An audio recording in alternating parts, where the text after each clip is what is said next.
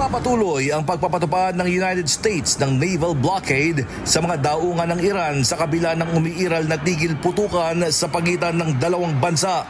Ayon sa US Central Command, halos ganap nang nahinto ang mga kalakal na papasok at palabas ng Iran dahil sa blockade. The U.S. has announced a formal blockade of Iranian ports and coastal areas. This is illegal action. All vessels are advised to immediately return to port if leaving and discontinue transit to Iran if that is your next port of call. Do not attempt to breach the blockade. Vessels will be boarded for interdiction and seizure transiting to or from an Iranian port. Turn around and prepare to be boarded. If you do not comply with this blockade, we will use force. The whole of the United States Navy is ready to force compliance.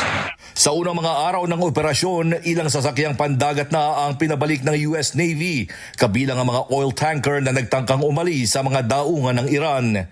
Sa ulat ng US Central Command o CENTCOM, walang nakalusot na barko sa loob ng unang 24 hanggang 48 oras ng blockade, bagamat may ilang datos na nagsasabing may mga naval vessel pa ring nakatawid sa Strait of Hormuz.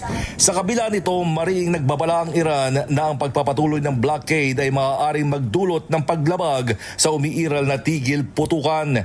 Ayon kay Iranian Commander Ali Abdullahi, ang hakbang ng United States ay posibleng naging simula ng paglabag sa ceasefire kung magpapatuloy ang pagharang sa kanilang mga barko. Git niya, kung magpapatuloy ang paglikha ng insecurity sa mga Iranian vessel at oil tanker, hindi na papayag ang Iran na magpatuloy ang kalakalan sa Persian Gulf, Sea of Oman at Red Sea. Dagdag pa niya, handa ang puwersa ng Iran na hadlangan ng anumang export at import sa nasabing mga karagatan kung hindi titigil ang blockade. Samantala, nagpahayag ang Russia ng kahandaan nitong tumulong sa China na lubhang umaasa sa supply ng langis mula sa rehiyon. Ayon kay Russian Foreign Minister Sergey Lavrov, kayang punan ng Russia ang kakulangan sa energy supply ng China at ng iba pang bansa. Sinabi niya na maaaring palawakin ng Moscow ang pagsusupply ng langis at gas sa pamamagitan ng mga pipeline, tanker at iba pang paraan.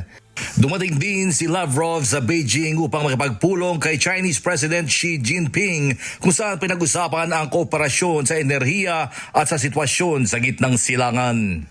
Ayon sa China, mahalaga ang pagpapanatili ng stability sa rehiyon habang nagsisikap silang gampanan ang kanilang papel sa mga usapang pangkapayapaan. James Bontuyan, humahataw sa balita ngayon.